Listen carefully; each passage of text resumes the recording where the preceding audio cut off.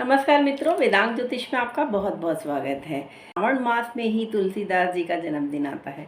तुलसीदास जी जो भक्ति काल के बहुत ही प्रसिद्ध कवि हैं और जिनका लिखा हुआ रामचरितमानस ग्रंथ और हनुमान चालीसा हर हिंदू जानता है।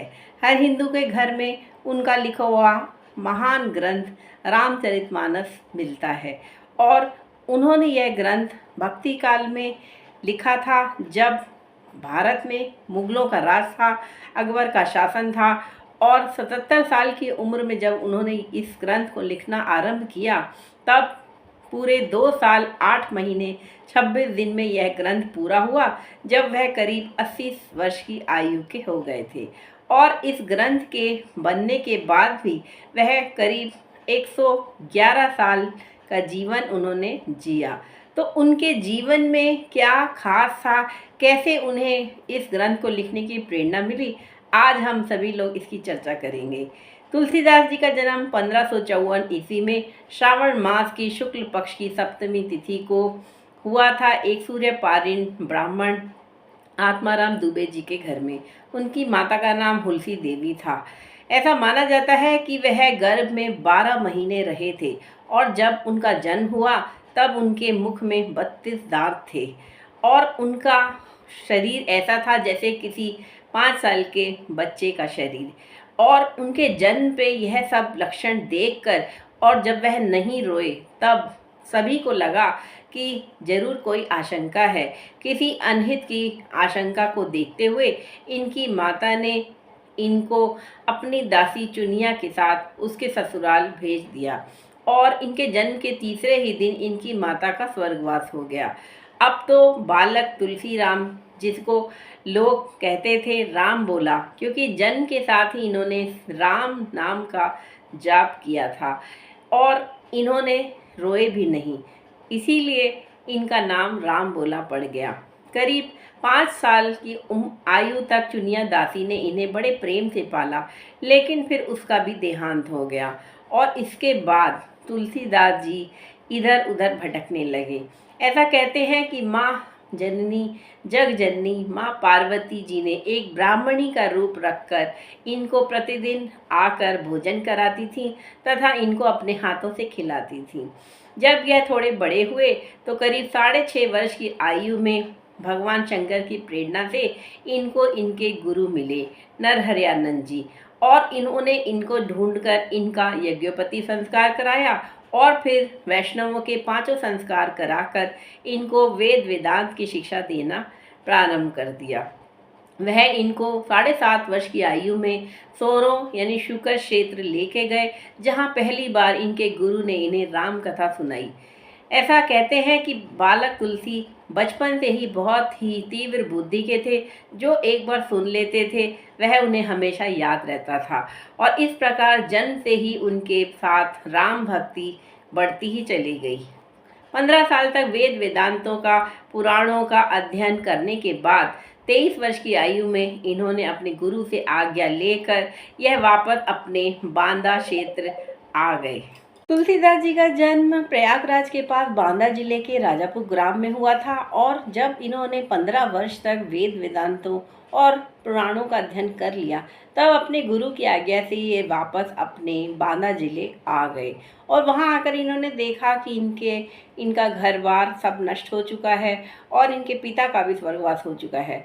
तब इन्होंने बड़ी ही श्रद्धापूर्वक अपने माता पिता का श्राद्ध कराया और फिर भगवान राम की कथा का पाठ आरंभ कर दिया और उसके द्वारा ही अपनी जीविका चलाने लगे।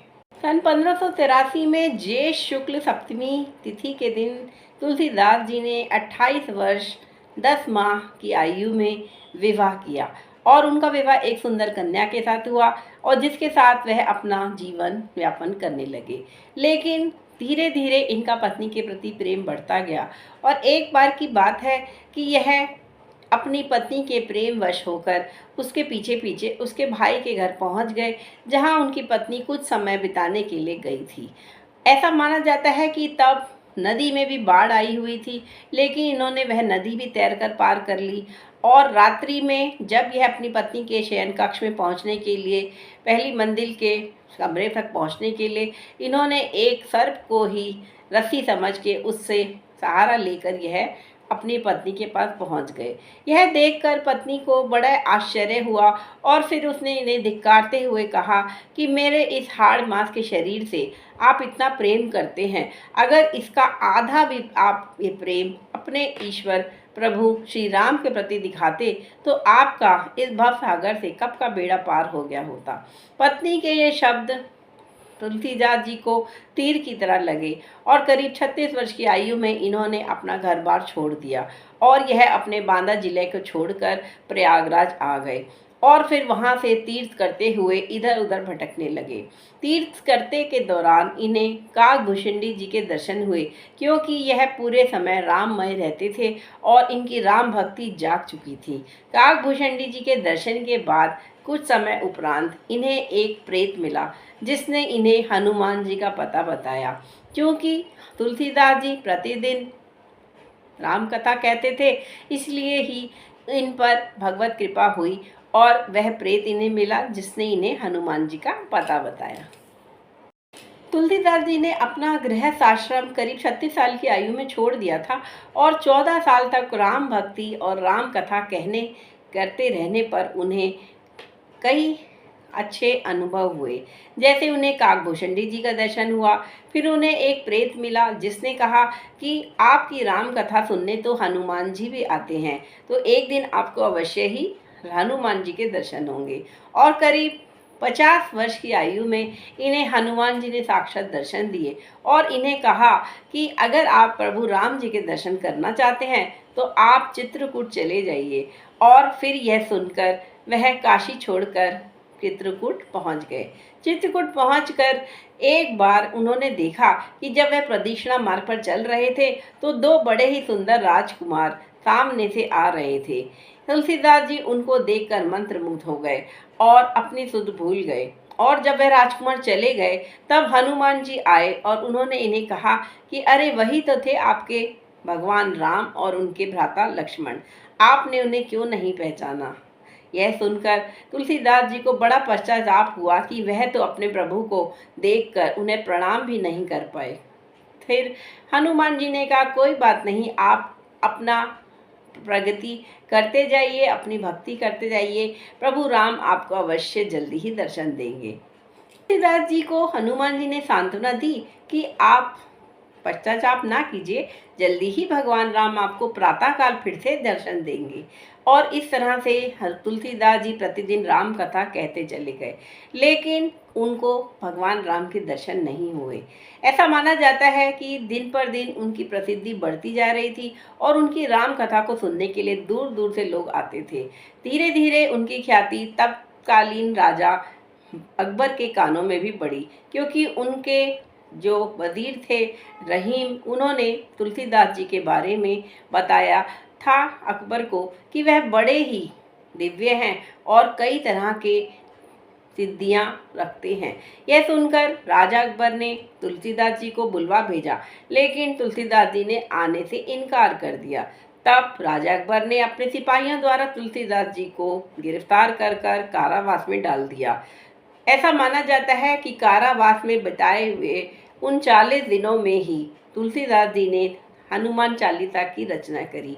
तुलसीदास जी की रचना पूर्ण होते ही 40वें दिन ऐसा हुआ कि फतेहपुर सीकरी के उस कारावास को बड़े बड़े बंदरों ने चारों ओर से घेर लिया। हजारों बंदर उस कारावास के आसपास आ गए और वहां पे मौजूद सैनिकों को परेशान करने लगे और कोई भी उनको हटा नहीं पा रहा था। तब रहीम ने राजा अकबर को यह सलाह दी कि तुरंत आप तुलसीदास जी को रिहा कर दीजिए, नहीं तो ये बंदर आपकी सारी प्रजा और आपके महल को भी तहस नहस कर देंगे। इसमें जरूर ही भगवान हनुमान जी का कोई कृपा है। और यह सुनकर तुलसीदास जी को रिहा कर दिया गया और इस प्रकार हनुमान जी ने तुलसीदास जी की मदद करी उन्हें कारावास से मुक्त कराने के लिए। यह करीब सितंबर 1603 ईस्वी की बात है। 1605 में अकबर का शासन खत्म हो गया और फिर 1607 ईस्वी में जब भगवान राम के दर्शन हुए, तुलसीदास जी को करीब 12 साल हो चुके थे, तब फिर से उन्हें भगवान राम के दर्शन हुए।